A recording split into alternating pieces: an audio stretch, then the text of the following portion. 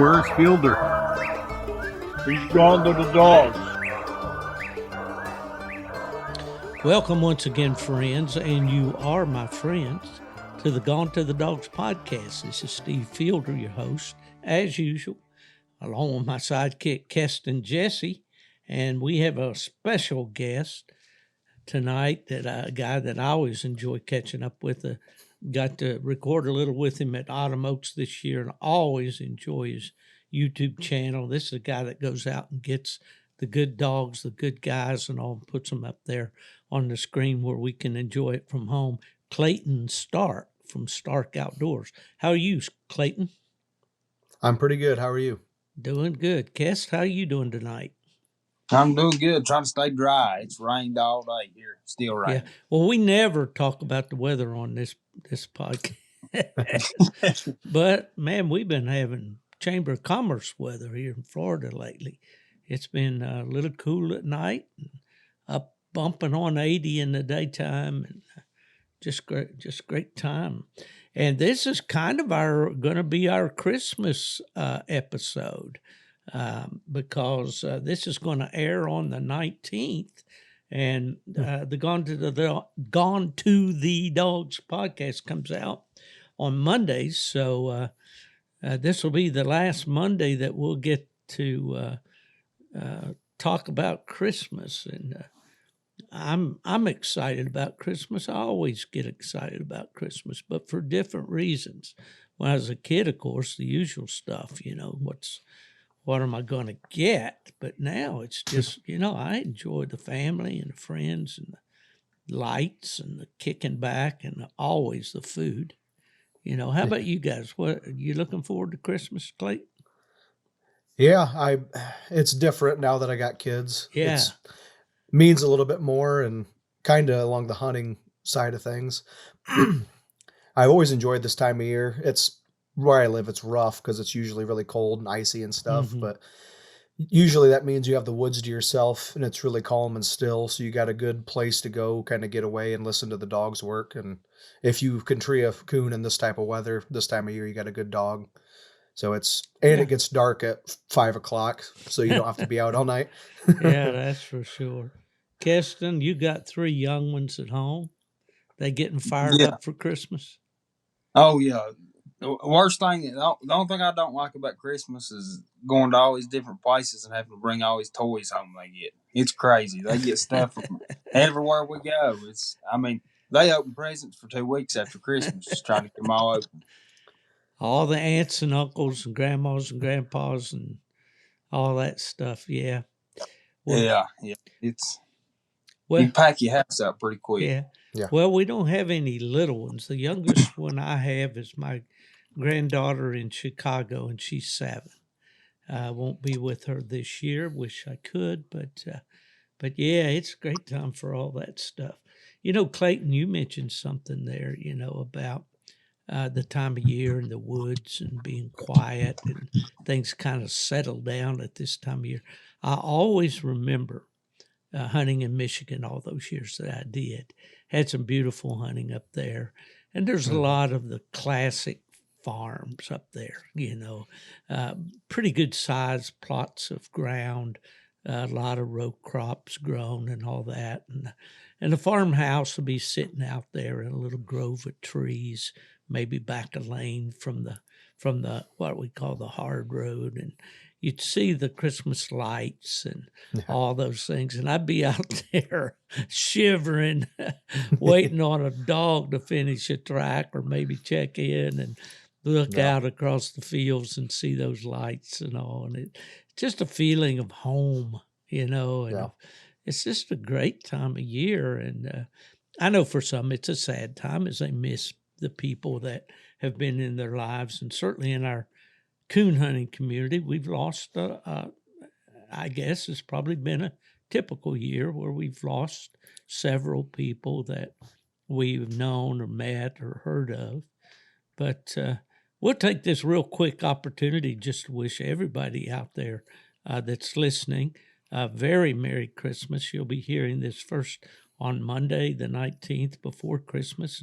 And just hope you have a great time with your family and your friends and the kids, and you eat way too much and watch some football and all that, and hopefully coon hunting will come into the picture for you. Clayton, it's such really a joy to have you on the podcast today. And before we get into our main subject that we've kind of picked to talk about tonight, I want you to tell me a little bit about what's going on with your YouTube channel. Right now, it's been a little bit slow. This last week, I didn't have a video up because my whole family had the flu, and I didn't think I didn't think it'd be a good idea to go get with anyone and get other people sick. So I didn't go hunting. I went hunting by myself, but I didn't go out with anyone else. But the next video I'm going to be making, I'm going to Darren Ridge's place tomorrow and hunt with his English dog, the Uncle Cracker dog. That'll be the next video I'm making. Yeah. And then I'm debating. I'm going to try and get with the Jukebox Kennel guys and do kind of a combo dog video showing some squirrel hunting. And if they got dogs they want to coon hunt, I'm sure they do, I'll go coon hunting with them too. And then I actually got together with Burchell, and he had a chili dinner. It was the Saturday after Thanksgiving where he probably invited about 50 people, and about 30 to 40 people showed up, that just local coon hunters in the Northwest Ohio area. And he had a bunch of food out in his pole barn. It was really neat. I got to sit down with a bunch of guys and just talk coon hunting. And then afterwards, a bunch of us got together and we had 5 or 6 Phrogger pups that we hunted, and then end of the night taking Phrogger out with a 6-month-old pup that Burchell has right now that's treeing his own coon at 6 months old, and that'll be my Christmas special. Yeah, well, that's great, man. What a lineup, and that's kind of the reason I wanted to get with you right now, is because, we want to talk about the Phrogger dog, and I know that you had taken this trip and have actually hunted with him, and I wanted to kind of set that up just a little bit.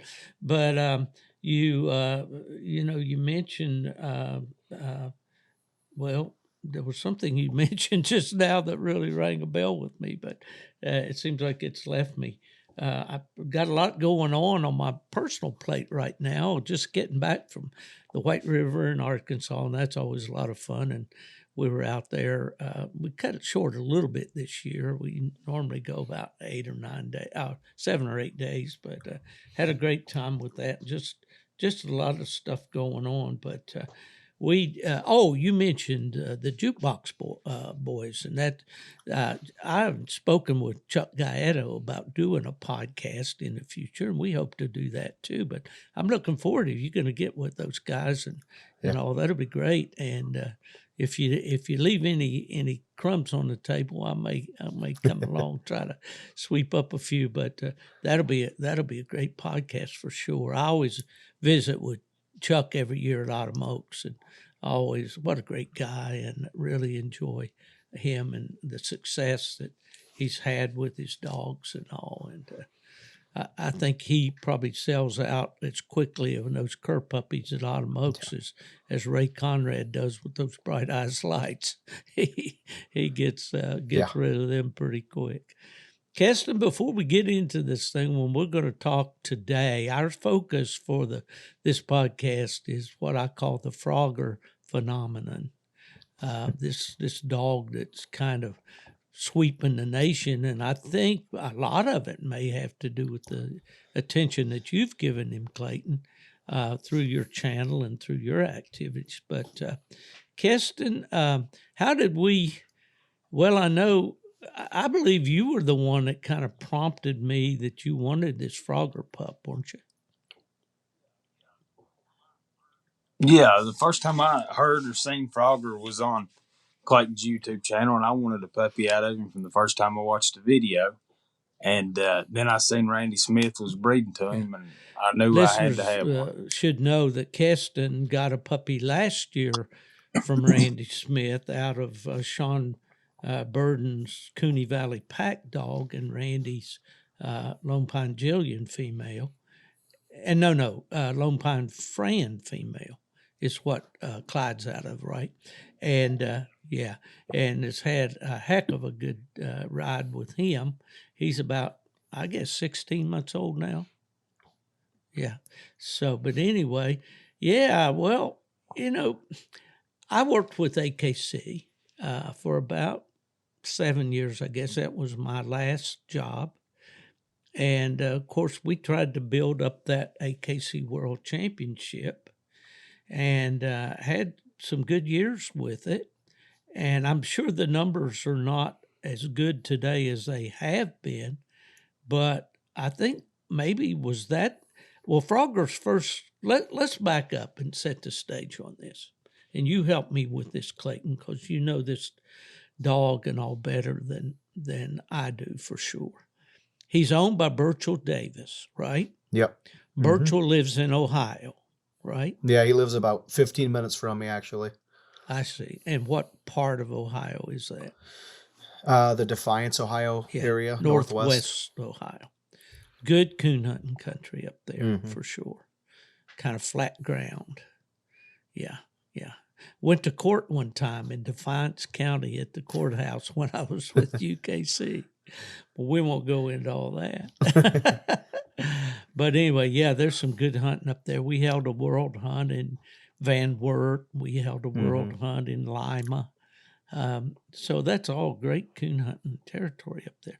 Well, what, as far as background, and I wanted to get a call in to Burchell and talk to him a little bit about this, but this kind of opportunity kind of came up all of a sudden here for us for the podcast. But what about the history of Phrogger that you know, Clayton? How much do you know about his history? I know that Eric Pyatt handled him Yep. when he won the AKC World Hunt. But I think, had he won the Super Stakes before that? Yeah, he won the PKC Super Stakes. I know that. Right. I do too. Do you know anything about how Burchell came up with the dog and all? Did he raise him, or was he a puppy that he bought, or what? Yeah, I interviewed him on my podcast, and a lot Yeah. of that's on there too. If people want to check that out. Yeah, And let's give them. So it will clarify a lot of this, my stumbling around here. What did you title that podcast, or when was it published, or how do they get access to that? there it's on YouTube and also Spotify and Apple Podcasts and all those platforms. It's the Stark Outdoors podcast, and I think it's Burchell Davis is the title, and AKC World Champ. It's like the whole title of Phrogger, and that's how you can find it. But yeah, Burchell owns him, and the videos I've made and the podcasts I've done with him, he goes into detail, and I want to thank him for letting me film his dogs, and now I'm hunting a young dog off of Phrogger for him, and I just want to thank him for letting me kind of show, because you mentioned that a lot of people have heard of this dog because of me, and I feel like the only thing I really did was go show what the dog does. Like, I think the biggest emphasis should be on Phrogger, because like you guys know, like I get together and hunt with a lot of people, and I don't brag up any one in particular dog, I but understand. I try to watch what I say, because I don't want to offend anyone or hurt anyone's feelings, but that Phrogger dog just still blows my, every time I see him go and listen to him open up in the woods, he blows my mind. He's one of the loudest. He's exactly what I would want in a hound. He, like, where you turn him loose, he hunts where you turn him loose, and he has got one thing on his mind, and that's just treeing a coon fast. He's not worried about other dogs. He's not gonna back another dog. He's just worried about getting his own coon fast. And the pups I've seen out of him, and I was already impressed anyways with just his ability, and now I believe he's 4 years old now, so you're starting to see some of the pups out of him starting to come of age, where they're starting to do some winning and start doing stuff on their own. And what I've seen, his pups are exactly what I would want to. And you'll see in that my Christmas special, that 6-month-old pup that he has like the same color collar on that pup as he does Phrogger. And it's like he cloned himself with that pup. Like, I've seen other dogs, like you breed them, they might get some traits, but it seems like I've been in the woods with a lot of different pups out of Phrogger from different bloodlines of females, and they all seem to have a very similar look and sound to them. Mm-hmm. And I like the pup I got here now. He's 10 months old and is treeing on his own. And what I like about him, obviously the way he looks, the way he sounds, but when I turn him in a loose in a woods, it could be a little patch section. He's gonna comb that entire woods and tree one. He's not gonna blow through it. I mean, he's gonna hunt where you turn him, and he's gonna how get old treed is he quick. now? He's 10 months old 10 now. months. And what Yep. female is he out of? I think he said a hillbilly deluxe female. Mm-hmm. I got you. Well, this Phrogger phenomenon, as I refer to it, hinges a lot on the dog's mouth. I think that's what's drawn most people, or at least that's been his calling card. That's been the thing that has opened a lot of people's eyes and and influenced them to want to breed to the dog. I was on the phone last night. I got a call from Randy Smith there in Lone Pine Kennels. Randy and I talk often, and he was on the way over to Burchell's to pick up his 2016 UKC World Champion Biffy Sioux female that has recently been bred to Phrogger. And I know that, of course, the pup that Kesten and I have is out of the Jillian female that Randy has, and Jillian is out of Bone Collector, Seaman, and Sioux. So it's kind of a close deal there. But I think Kesten and I, we had to go get 2 co-signers and and sign a note to get our Phrogger pup. They're not cheap, but No. they say that you get what you pay for. So, but so far we've kind of been real pleased. But I don't want to talk about her just yet. I want to talk more about you. Okay, you went hunting with Phrogger.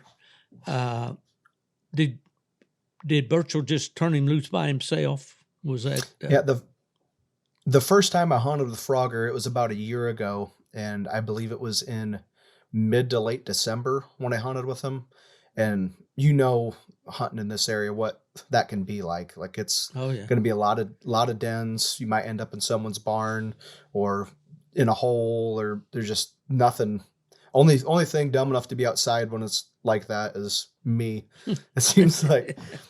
But we went hunting. It was about a year ago in December, and I've known Burchell for a while, and I was hearing a lot about his dog, and I wanted to see him go, and he turned him loose 5 times that night, and he treed 5 open singles by himself. In December in Northwest Ohio. Yeah. That creates a flashback for me. I've been a plot man most all of my life. And back in about 2001, I kind of surprised a lot of my buddies and, probably my dad too, by buying a Walker female. And I bought a pup, and she was out of Silver Dollar Stone, who had won the PKC World Championship. And the all-time money leader at that time, Chris Allen, handled the Mill Creek Molly female. So as those pups got to be about a year and a half old, thereabout, we decided it'd be kind of fun to have a Stone and Molly invitational hunt and invite all these pups out of this litter.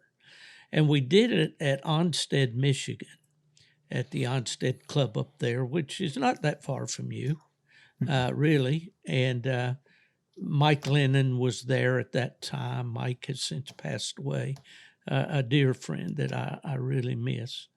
But anyway, we were able to have Stone there. Daryl Newton was not there, but they brought Stone up, and Chris Allen was there with Molly, and I had my Kelly female. We had a couple other pups that were out of. We didn't get all the litter, but we hunted 2 nights, and it was in February, and coon season was still in Michigan, but it was all the swamps were frozen over. There was snow on the ground. It was, the wind wasn't howling, and blowing 40 miles an hour or anything like that, but it was cold.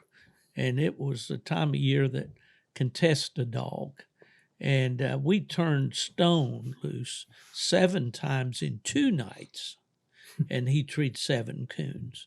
And the only bobble I saw him make was one time he did set up a tree and didn't quite roll it over, and then he moved and he went on. And when he locked it down that time, he stayed, and we went there and he had the coon.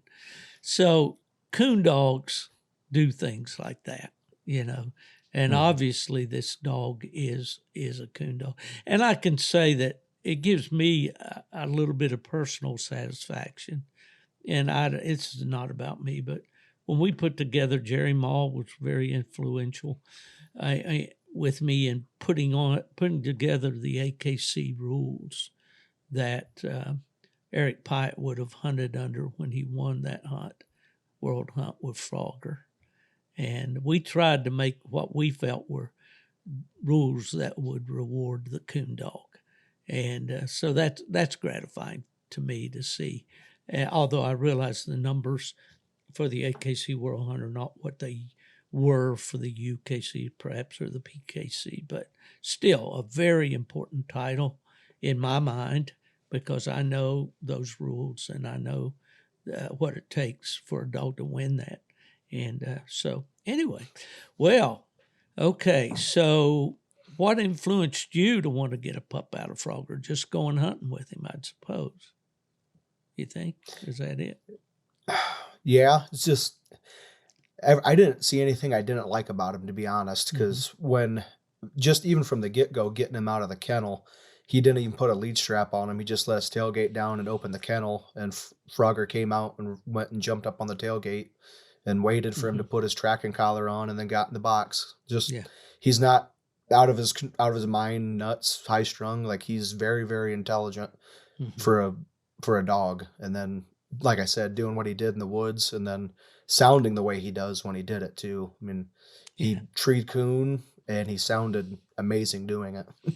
Well, this idea of spelling the F sound with a PH, I think that started back with, do you know the origin? Yeah, Fred Bodenberg with his fish dog spelled PH. Correct. Yep. Yeah, and there's been a lot of them. Now, Kesten and I named ours Feeling Fancy, and we used the PH, EELING, and PHANCY. So we're just joiners, I guess.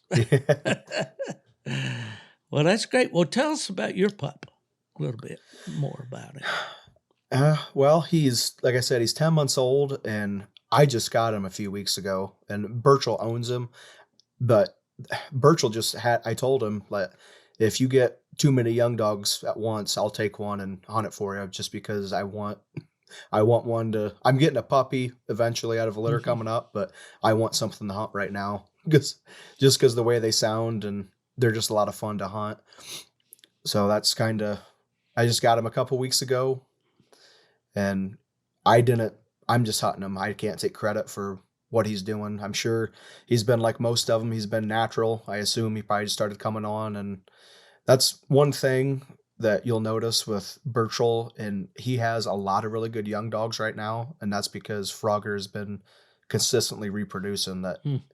And he said in that podcast with him that people ask him all the time and say, I can't believe you sold this young dog, or I can't believe you got rid of this dog. He said, well, if the dog's reproducing, I know there's always going to be another one coming. And he has a bunch of dogs at his house right now. And like I said, that one he's been hunting is 6 months old and sounds great and is treeing coon. I would be shocked if that one doesn't make something really special. I was going to try to find that video on my phone and play a little bit of it on this podcast. I'm not sure how that would work out. Probably blow the speakers out.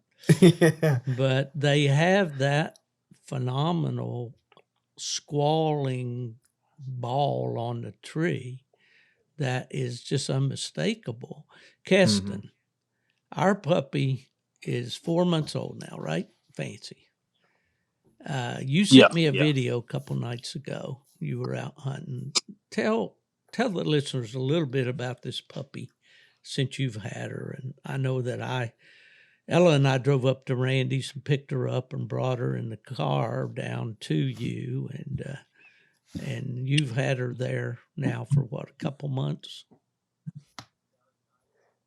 I'd say a month and a half, 2 months, something like that. But I've been taking her out just to get her out and let her. Well, my plan was just let her follow me around, let her learn how to get through fences, cross creeks, just stuff like that. Spend some time with her. And first night I took her out. I mean, she's tiny. First night I took her out, she couldn't wear no garment or nothing like that. And I turned her loose, and I thought I lost her. I couldn't find her. I mean, she left. And so I finally started getting a garment on her.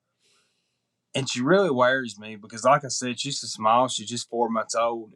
And she'll go in the opposite direction of my other dog on her own, 250, 300 yards. And you got to go find her. She don't come back. And see why I got a young guy to partner with, Clayton. Yeah. I've showed her, I guess, 3 dead coons. The first one was down here in the yard, and she liked it. The second one was in the woods, and she went crazy over it. And the third one was just the other night. Mother dog treed a coon, and I left her in the dog box because he was treed in a fence line, the electric fence line. I didn't want to get her down there in that fence line and let her run into it and get shot. Well, I shot that coon out and brought it back to the truck, throwed it in the bed of the truck, and on my way out of there, she hadn't ever seen the coon. She didn't even know it was in the truck. I got that coon out and hooked the dog lead around it and weighed about an 80-yard drag and hung it up. And I opened the dog box and I let her down. She hadn't seen the coon yet.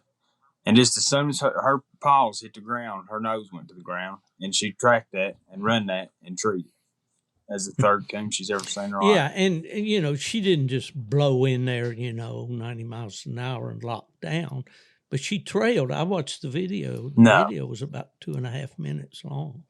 And I watched her, and she used her nose all the way across that field. It was in the edge of a field, an open area, and then he had hung it up on a pretty good-sized tree up in a split, and she just trailed that thing. I mean, it didn't take her any time to get it up there to the tree. She circled around. She smelled. She came back to the tree. She whined a time or two. She got back down, smelled some more, and then she came back and started barking at it, And then when he finally went in to her, then she really got excited about it. And when you pulled it down, she jumped right on it like, as we'd say. Go ahead. And I didn't get it on video, but after I pulled it down, let her chew on it for a second, I throwed it back up her, and then she really went crazy. And then, but I won't do that much with her. I ain't going to do that a whole lot. That just sort of introduce her to it. But I'm convinced, and you might think I'm crazy. A lot of people might think I'm crazy. She's just 4 months old. But I'm convinced that if I had a feeder bucket out, which I don't, you can't feed them here. It's against the law. But if I had a feeder bucket out and she could get on a hot track and that coon wouldn't run 100, 150 yards, I'm convinced she could tree. Well, I'm sure there's no 4 months old record. There's been a lot of puppies at 4 months old that have treed on wild coon, I'm sure. But sure is impressive. And there again, now, and that's out of a lone pine female that's, bone collector and Biffy Sioux bred. But what did you do with this dog? Was already 10 months old when you got him from Burchell, Clayton? Yes. Uh-huh. He was already treeing and just starting to tree when I got him. Mm-hmm. Do you know anything about Burchell's methods for starting puppies? Yeah, he, especially what he did with Phrogger is he just let him run loose in his yard and kind of treats him like a member of the family and like a yard dog. He let Phrogger run loose till I think he said he was like 4 or 5 months old. He started treeing squirrels and house cats around his farm. And then from that point on, he put him in a pen. Mm-hmm. And I think he said it was on his 6-month birthday. He took him out behind the house and turned him loose, and he ran in there and struck a track and treed just like an old dog would at 6 months old. So he just kind of lets them just do it on their own, just develop natural. Well, Randy Smith there in Pennsylvania does the same thing, basically. He leaves the pups loose until they, as he says, they start getting in trouble. he starts getting calls from the neighbors and so forth. He's got a little Jack Russell there, Dora, that takes him on excursions and groundhogs and squirrels and possums and whatever. So they learn quite a bit, and so by the time they're 4 or 5 months old, and then there's going to be listeners out there that are going to hear this and say, well, my pup must not be any good because she's 8 months old or getting there a year old or whatever and hasn't really done much yet. But they're all different. But it does seem that these Phrogger pups do have a propensity for starting early and then just going right on. Do you know that has he had any pups that have titled yet that you know of? Yeah, I believe he does. I think, I can't remember, but he told me, I think the first litter, I think he had 4 dogs, and I think 3 of them might have been titled out of the first litter. Yeah. But well, we looked at his pedigree. Kesten and I were talking about it last night, and he's wipeout bred basically on the top side. Do you know much about his pedigree, about the background of the dogs, Clayton? Just what you see like on his stud ad, like the up close stuff, and like his bottom side is a lot of local Northwest Ohio stuff. Okay, the one dog there that's on the bottom side is like a grandsire, and I can't remember that dog's name. Do you have that in front of you, Kesten? I can get it out of the safe He here. keeps the papers in the safe in case, because we keep nothing but the best. He and I. I want to ask you about one dog because I see this dog's name coming up. It's the no, that's not. Read the grandsires on that pedigree. Okay, I'm not getting that. Can you see that? There was one dog there that I think is a local guy. It's on down the pedigree, Kesten. Well, I can't hear you, buddy. Acres Little Joe. That's it. That's the dog that, right. Acres Little That's the Joe, one I've heard of and don't know anything about him. Do you, Clayton? I know the Acres family. There's Danny and I can't remember the other one's name. They've had a few different dogs over the years that were pretty good, and the old female I got is actually off of Acres Little Joe too. So I mean they're bred similar, and there's a lot of those dogs on the bottom side that were like right now. It's a lot of older guys that pleasure hunt a lot that just are good at breeding coon dog to coon dog. They might not necessarily put a whole bunch of stock in titles. I know the Acres do competition hunt, and they did competition hunt those dogs quite a bit, but there's that Delta Rebel dog on the bottom too. He was super loud, real loud. I wonder if he was out of old South Stylish Rebel, maybe. I don't know. I'm not sure. Well, I should be better prepared on this stuff, and I will. Maybe we'll come back around and do that. But, that area of northwestern Ohio has been ripe with good coon hunters for a long time. You mentioned Fred, also Gary Breidenbach. You mentioned Kurt Seibert that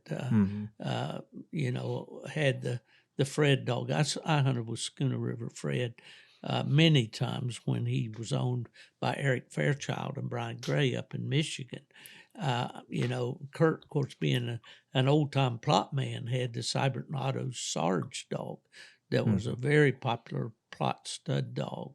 And there's just a lot of good hunters up in that area and a lot of good dogs. And so I'm sure just probably bred coon dog to coon dog, more than the titles. Definitely. Yep. Yep. Well, Kesten, let's bounce back over to you. I'll wake you up there. You worked today, didn't you? Yeah, I helped one of my friends He's out every today. once in a while he works, but most of the time he hunts. No, seriously. Yeah. In the summertime, he's working daylight to dark with the lawn service. But this time of year, you're in the woods most of the time, aren't you? Yeah, I work all summer, run my own business. I work all summer and I hunt all winter long. All right. I don't do nothing but Okay, hunt. so we got this puppy. I brought her down from Randy Smith, and I brought her to you. And what'd she do? She's been in the house. I guess she's been outside for 2 days, maybe 3 days now. And but she's smart. You know, the kids play with her. She minds. She'll sit. She'll shake your hand. The kids teach her all this stuff. And I'll tell you something else too. Just a few times I've had her out hunting, I can turn her loose. Like when she was staying in the house, I could let her outside to use the bathroom. I got this little cable that I tie her on and let her go outside and use the bathroom. And rather than going to the bathroom, she'll go out there and throw her paws up on the bumper of my truck and sit there and bark one in the bed of the truck. Yeah, She wants to go for a it's ride, pretty doesn't crazy. she? Yeah. But the only thing it's got me puzzled, and I'll get both y'all's opinion on it. She's 4 months old. You take her out, she'll get gone. I mean, like she goes. Like I know it sounds crazy, but she does. And do you think you would be better off to hold her back a little bit, or do you think just let her go? On her own, or do you think maybe I should give it a month before I start taking her out a lot? I don't want to burn her out. You know Go what I'm ahead, saying? Clayton. And But she's so I've young. got an opinion. Everybody does, but what do you think? I would say just if it's working, keep doing what you're doing. But like if she starts showing real signs of like coming on, don't get overexcited and then take her out every night, because Burchell did a good job explaining this in that interview I did with him. If you got a good young dog coming on, you kind of want to treat it like a fire. You want to keep it burning. You don't want to let it burn out, but you don't want to overdo it either. So just like what I'm doing now with this pup, I'll take it out every other night, or maybe if the weather's bad, like every couple of nights. I don't, it just depends on the dog and the age. I would just let it be a pup from what you're describing and kind of just let it naturally do it on its own. I wouldn't try and overdo it. Well, I agree with you there, and we've kind of had this discussion before. I think ideally it's just take her along every once in a while, when you can't spend the time during the daytime just walking them in the woods and things like that. Of course, I think she's pretty much past that stage because she gets through the fences good and gets across creeks good and all that. But yeah, I think the temptation is there is once these things start, just pour the hunting to them, man, Yeah. and then you can start bragging, she treated this and that by this age and boom, boom, boom. And I have seen in my years of experience, and I saw this especially at PKC with the pup derbies were real popular at that time. And guys would get a good young pup, and the first thing they want to do is run for a pup ticket, which PKC puts the incentive out there. You can win a pickup truck at the casino, So you get out there and you run hard all month, and you got to go. I mean, there's a $30 open 20 miles down the road, and tomorrow night there's one 50 miles down the road, and the next night, and boom, boom, boom, and they burn these puppies out. I mean, a kid, you can take him to Disney World, but if you took him every day for a month, he'd probably say, let's do something else. Yeah. I'm tired of this. And I think that's a big temptation. Kesten, go ahead, bud. I'm going to ask you another question sort of relates to this. Okay, you just talking about hunting them hunts and burning them out like that when they're young. But you hear people talk about how pleasure hunting and competition hunting is two completely different things. Do you think you can burn a dog out quicker, competition hunting him a whole lot, or pleasure hunting him too much? You want to take that, Clayton? I would say with any of this, it's just you can't know for sure. It's just the odds of something happening could be higher in whatever situation you're in. If you're putting a puppy in a 3 or 4 dog cast, there's a higher chance that something could go wrong, whether that be a person you're hunting against not knowing what they're doing or mishandling their dog, or drawing a mean dog. There's a lot higher odds of something bad happening. And this brings up a point that Burchell made last time I hunted with him. When Phrogger started coming on, it got to be about November or December when he was a puppy, and he laid him up for a month or two because he started running junk, because that time of the year there's nothing.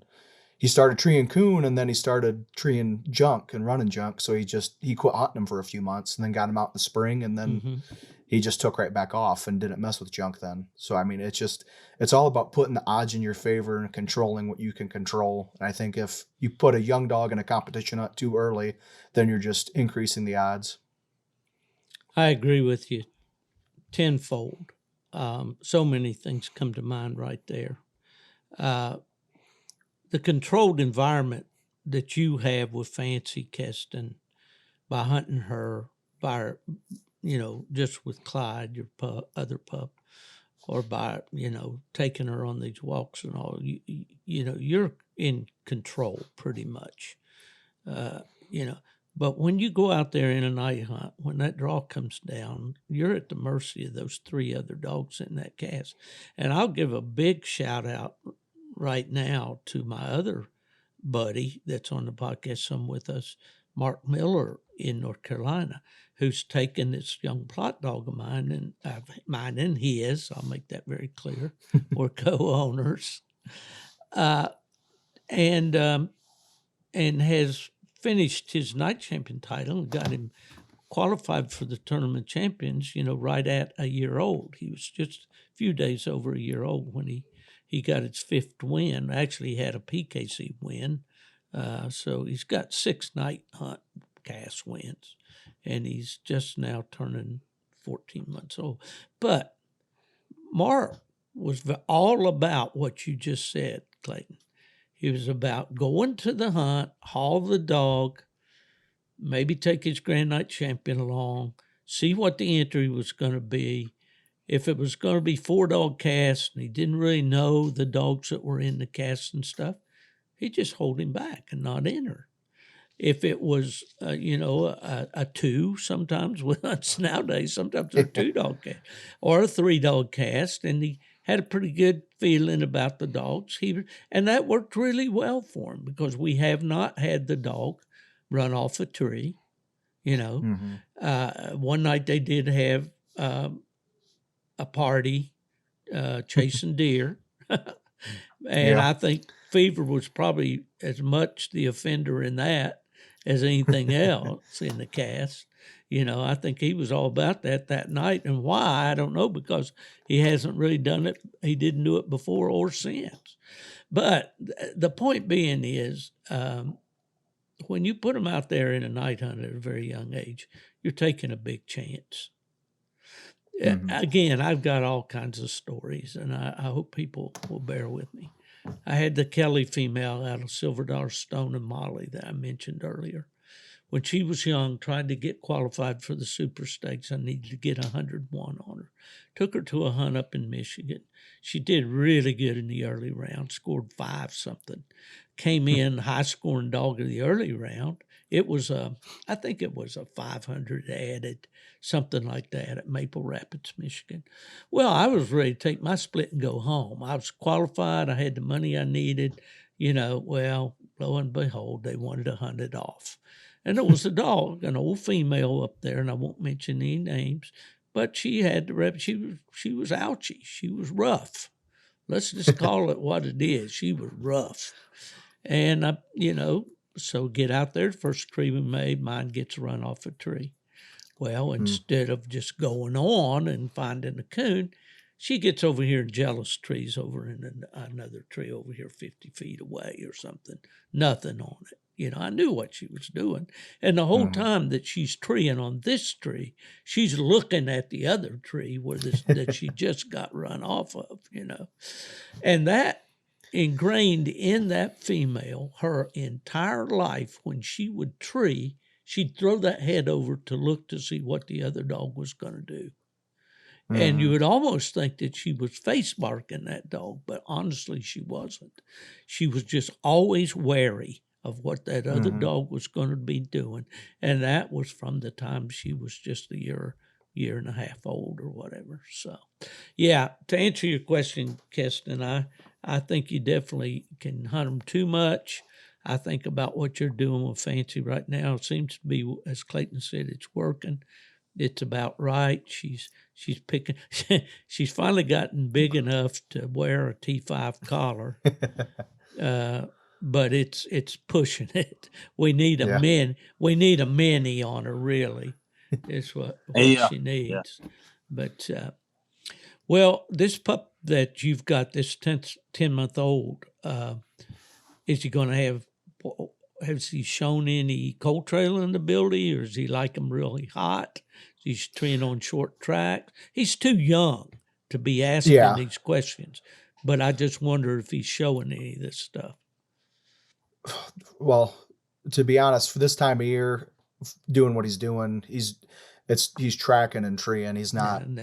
He doesn't have an opportunity to have a hot track right now. Right. That's true. And if once it gets to be about April, then I'll know. But right now, he's striking tracks and using his nose and treating it the way you'd want one to do. Right, for sure.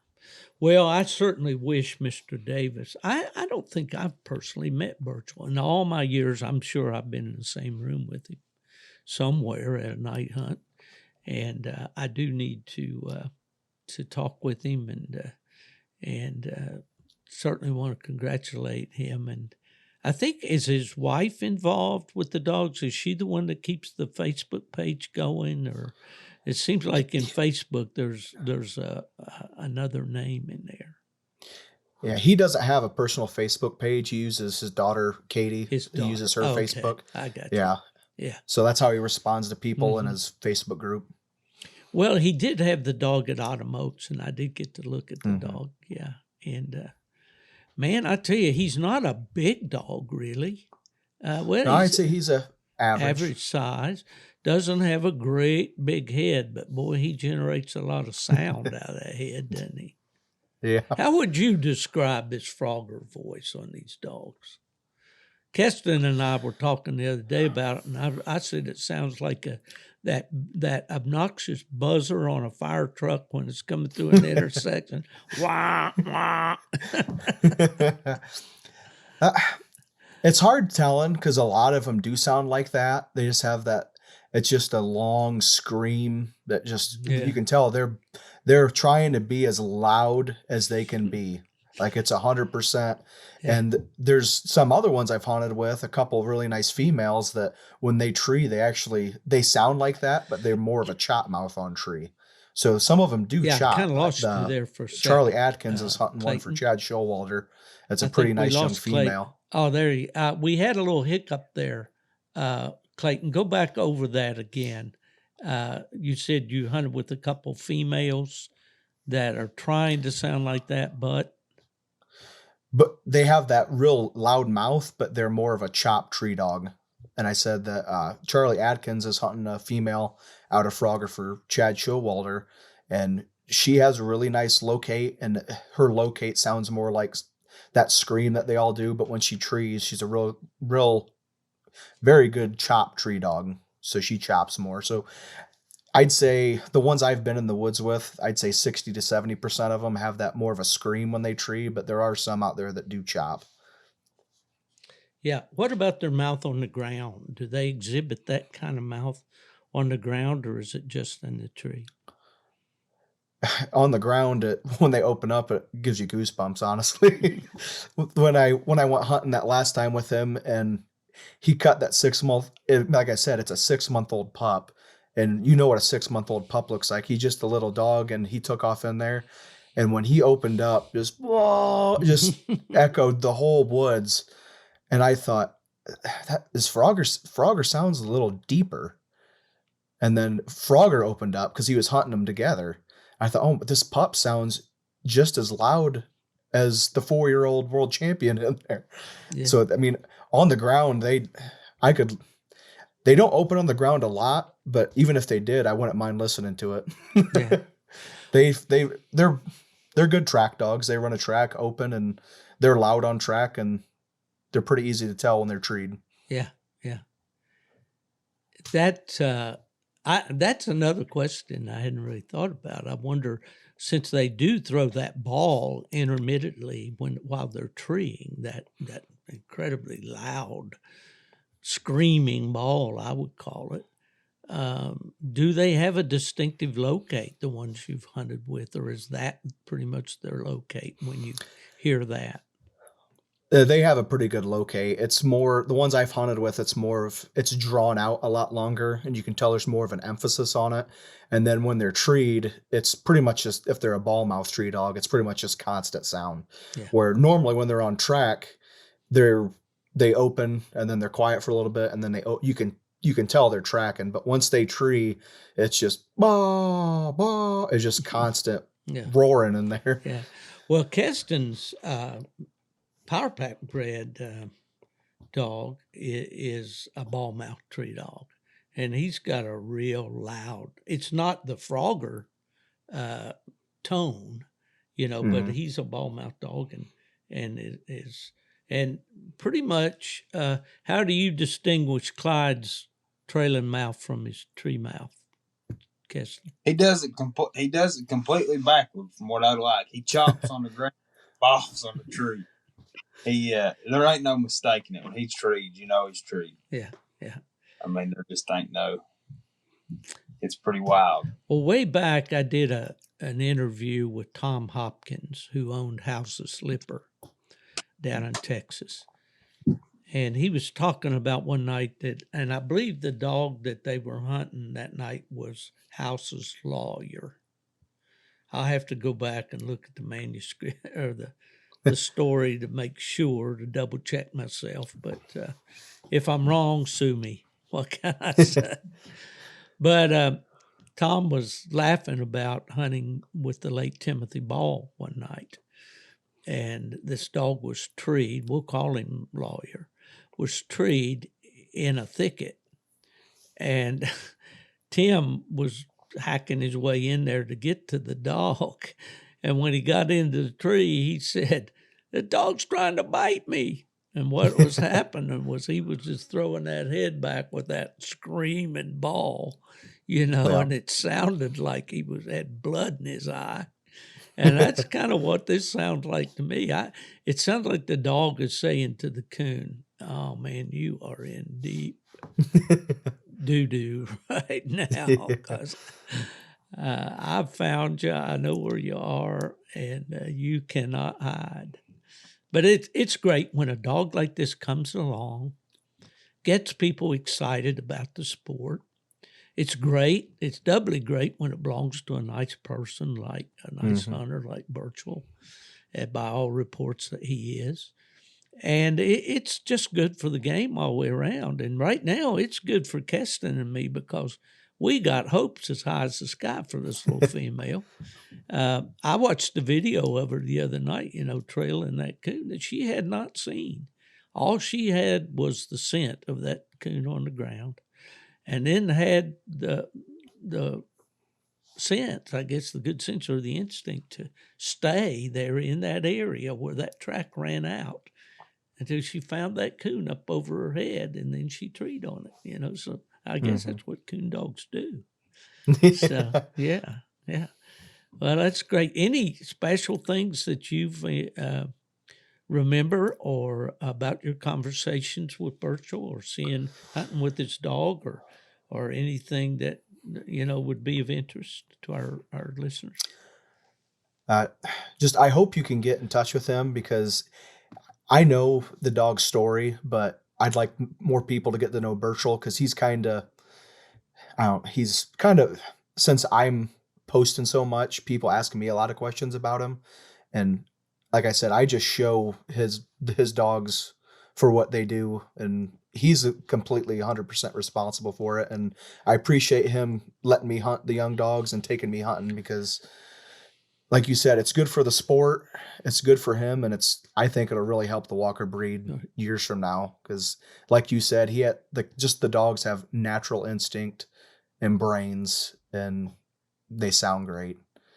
But Yeah. that's just about it. Well, yeah, of course, and I really appreciate, because I've kind of put you on the spot here. But here's what I wanted to do when we started down this road was, I can line guys up down the street here that want to get on a podcast and brag about their dog.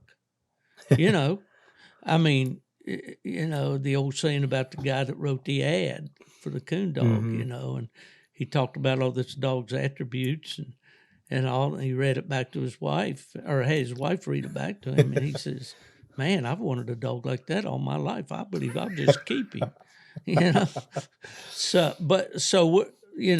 This is, it's better when somebody else that's been a witness to the dog's performance and so forth tells the story. Yeah.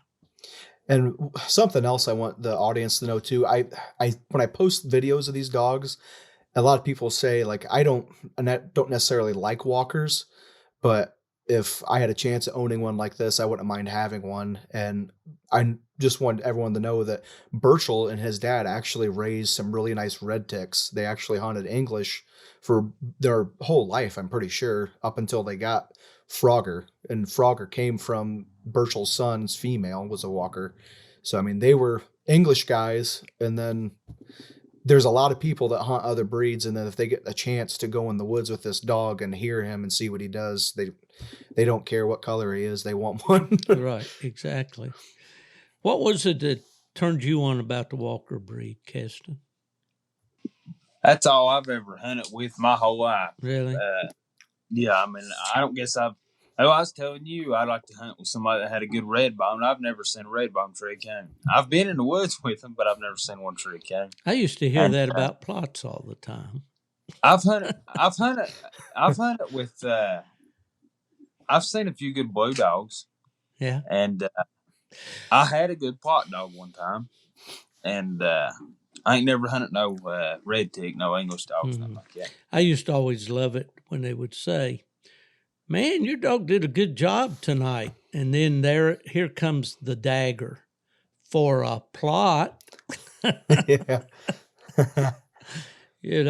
But I will say something here between Phrogger and Clayton's YouTube channel, and this is just something that I want to tell you. I know a guy that hasn't coon hunted in probably 10 years. He's a little older than me, and he got out of coon hunting and started rabbit hunting. He's been rabbit hunting for about 10 years. And he found your YouTube channel, and he watched the Phrogger episode, and he's looking for a puppy out of Phrogger. Done brought him back. Yeah. Yeah. Well, I'll put in a little disclaimer here. We are not being paid by Mr. Burchell Davis to talk about his dog. In fact, no.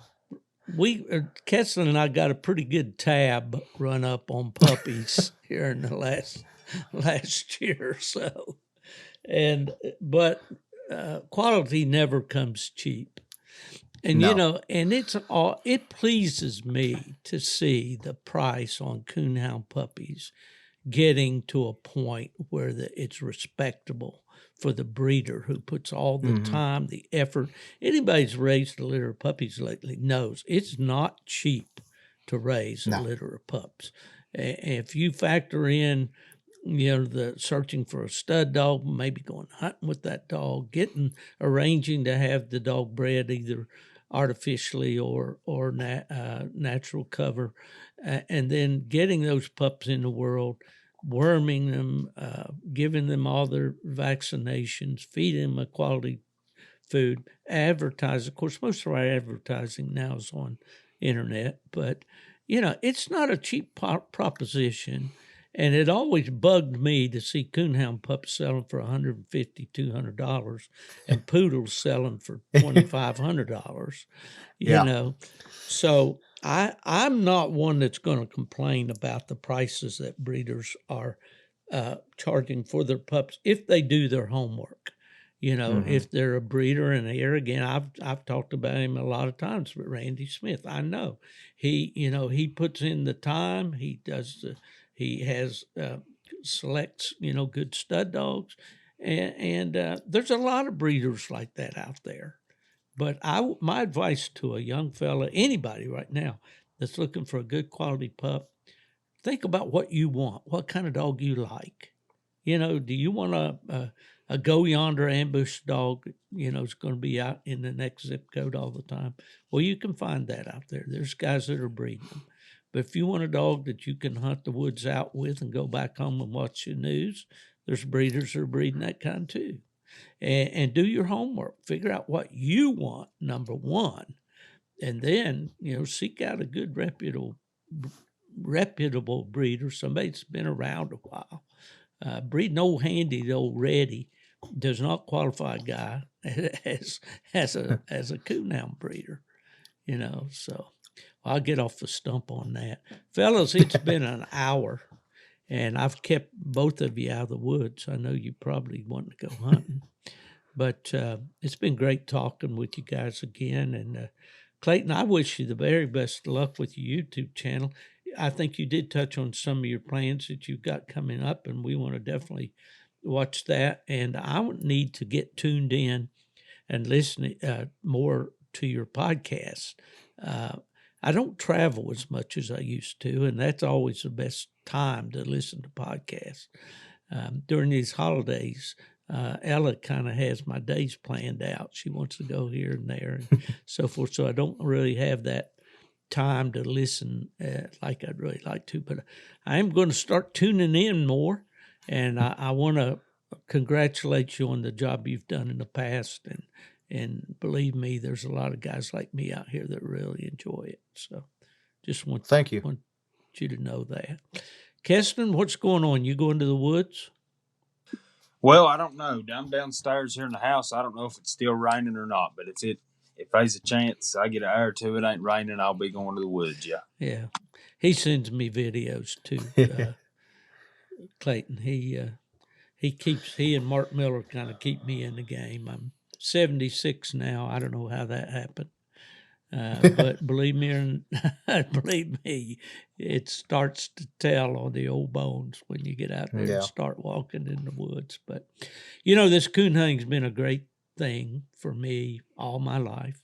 I'm very grateful for coon hunters and the living that they provided for me with the registries and all that. But it's the best part about it is in the people we meet. And Clayton, I count you one of those. I certainly wish you the best. I'm going to try to bring Miss Ella on here in a minute after I let you guys go and just send out a Christmas greeting to all of y'all. But that's that's plural for y'all, all y'all. Yes, because you're from Ohio, Clayton, so you might not understand. Anything to say, guys, before we go? I was going to ask Clayton if he's going to the Grand American. I want to, but my wife is pregnant, and I don't know if I can. Yeah, you need to be close to home, don't you? Yeah, I got that. And it's I checked today. Actually, it's 11.5-hour drive for me, so that would be a pretty long trip.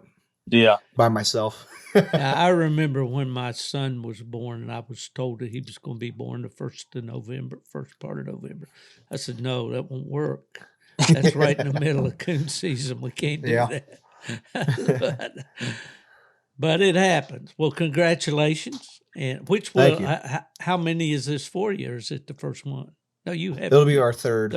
That's great. Yep. Fantastic. All right, guys, we're going to wrap it up. Somebody asked you down the road, where's Steve Fielder, that old beat-up, worn-out coon hunter? Where is he? He said, well, of course, he's gone to the dogs.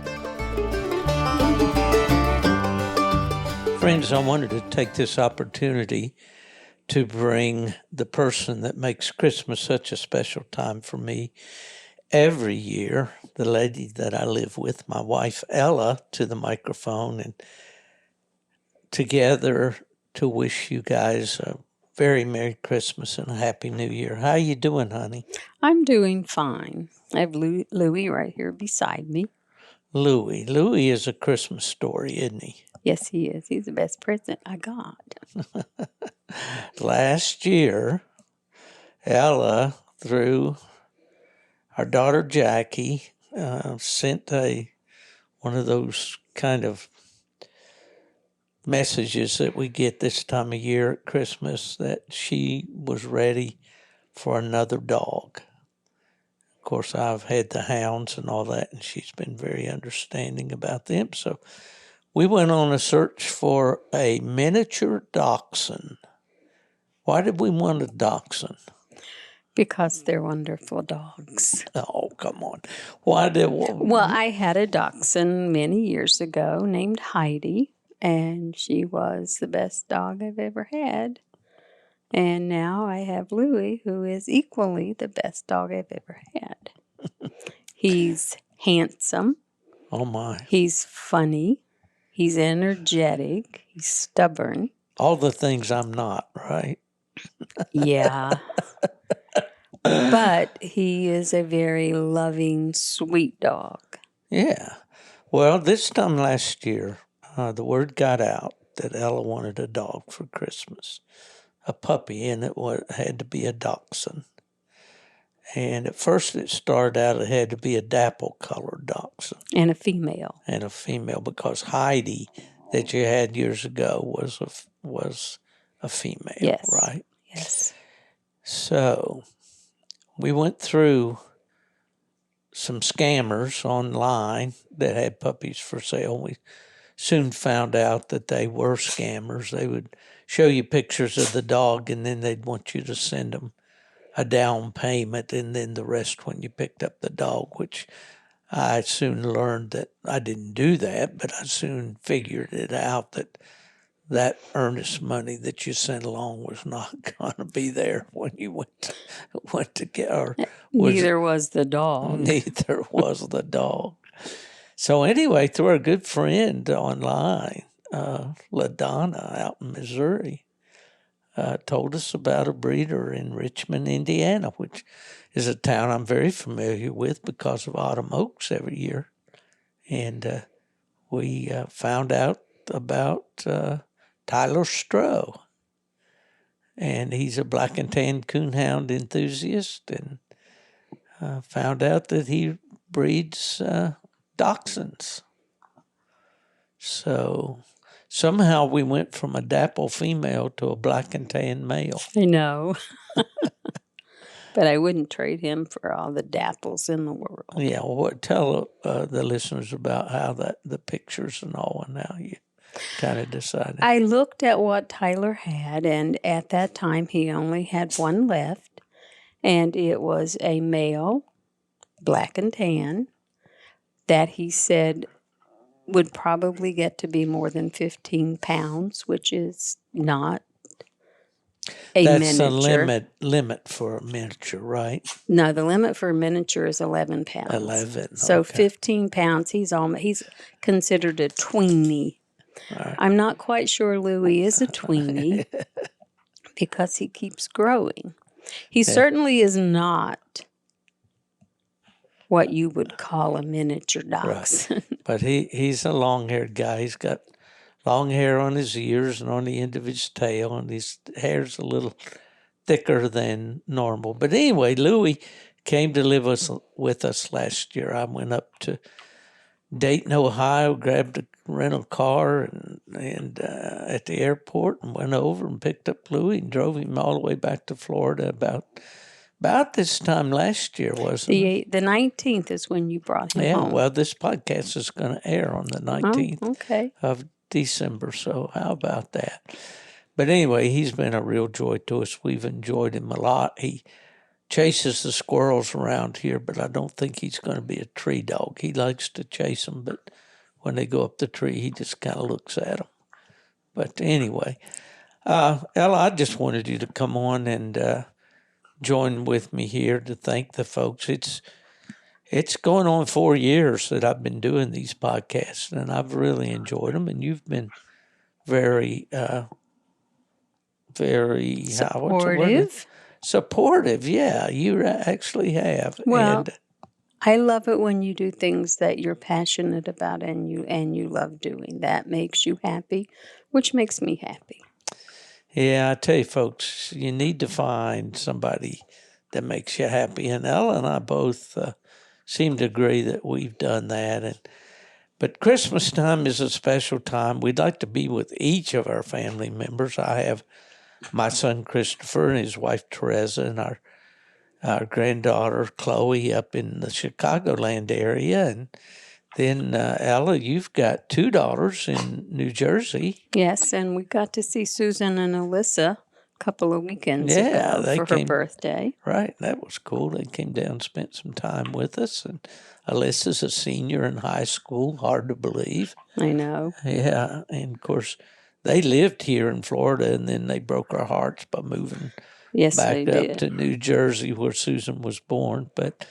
And then your eldest daughter, our daughter Kathy, and husband Joe, and 2 children, Tiffany and Nikki, are up in New Jersey as well. So, and then we have the blended family of the Dightwigs here That's right. in Florida. Number 3 daughter, Jackie, her husband Steve, and Steve brought 2 children into their marriage, Aiden and Chloe, and then Jackie had our Tyler and Caitlin. So we got lots of family. This was a tough year in that my brother Randy and I lost our mother, who amazingly lived to be 100 years and 11 days old. That was back in March. So it will be a sad remembrance of Mom, at Christmas time. But any rate, it's Christmas in Florida for us. We're going to have family here with Jackie and Steve and their kids. And so we just want to take this opportunity to wish each of you a very Merry Christmas.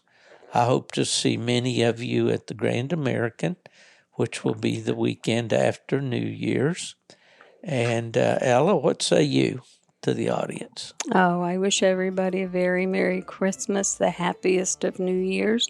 And I hope that everyone is as happy as you and I are with our little dog Louie and our family and our home here.